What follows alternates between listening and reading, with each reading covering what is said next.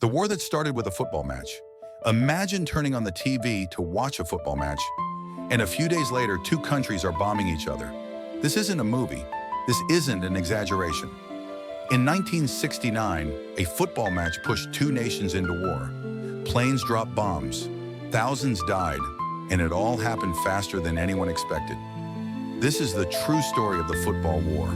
To understand how a football match could lead to war, we need to go back to Central America in the 1960s. Two neighboring countries, El Salvador and Honduras. On the map, El Salvador is tiny, one of the smallest countries in the Americas, but it had a rapidly growing population. Too many people, too little land.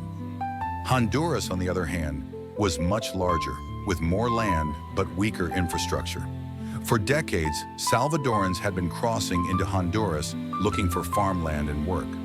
By the 1960s, over 300,000 Salvadorans were living in Honduras. At first it worked, but over time, resentment grew. Honduran farmers felt displaced. Politicians blamed immigrants for economic problems. New land reforms began stripping Salvadorans of their property. Families who had lived there for generations were suddenly told to leave. Tension was rising. Both governments were angry. Both populations were emotional. And then football entered the story. In Central America, football isn't just entertainment. It's identity, it's pride, it's national honor. In 1969, El Salvador and Honduras were drawn together in World Cup qualifiers for the 1970 World Cup. 3 matches would decide who advanced. To outsiders, it looked like just sport.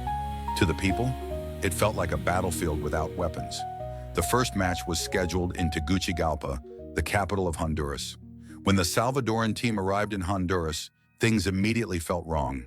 Their hotel was surrounded all night by Honduran fans. People screamed. They banged on walls, they shattered windows. The players didn't sleep. The next day, exhausted and shaken, El Salvador lost the match 1-0. After the game, violence broke out. Salvadoran fans were attacked. Cars were destroyed. The atmosphere turned ugly. Back in El Salvador, news reports exaggerated the violence. Newspapers showed emotional images. Politicians added fuel to the fire. Anger spread.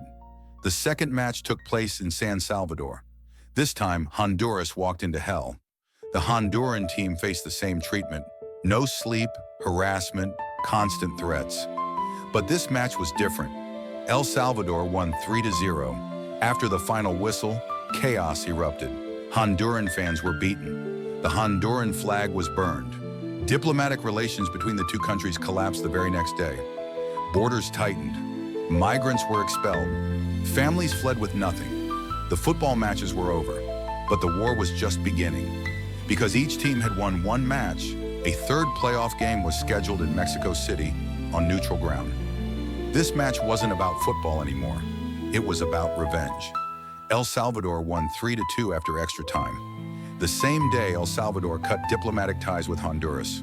Within weeks, troops were mobilized. On July 14, 1969, El Salvador launched a military attack. El Salvador's Air Force bombed Honduran airfields and cities. Ground troops crossed the border. Honduras responded immediately. This was the first war in history where both sides used World War II-era aircraft against each other. Fighter planes dogfought in the skies. Civilians fled. Villages burned. The war lasted only 4 days. But the damage was massive. Over 3,000 people were killed. More than 300,000 Salvadorans were displaced. Entire communities were destroyed. International pressure finally forced a ceasefire. The football war was over. The fighting stopped, but the consequences lasted decades. Borders remained closed. Trade collapsed.